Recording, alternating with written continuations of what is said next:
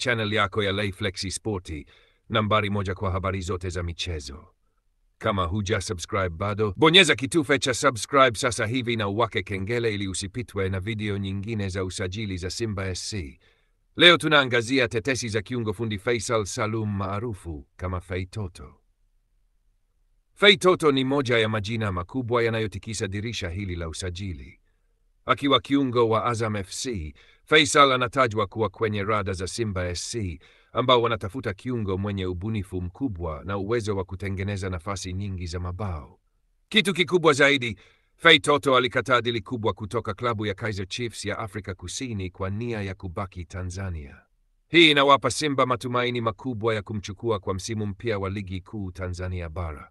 Simba wanaripotiwa kuandaa mkataba wa miaka 3 au zaidi kwa nyota huyu, huku Azam FC wakifanya kila jitihada kumshawishi asiondoke. Mashabiki wengi wa Msimbazi wanaamini Fei Toto anaweza kuwa kiungo anayewakosekana kwenye timu yao.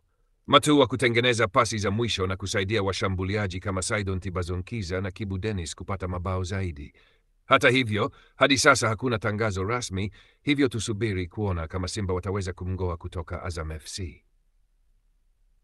Hitimisho. Je, unadhani Fei Toto atatua Msimbazi? Tuandikie maoni yako hapo chini. Usisahau kubonyeza like, share na importantly, subscribe kwa Layflexi Sporti kwa updates zote za usajili wa Simba SC. Mpaka next time, stay tuned.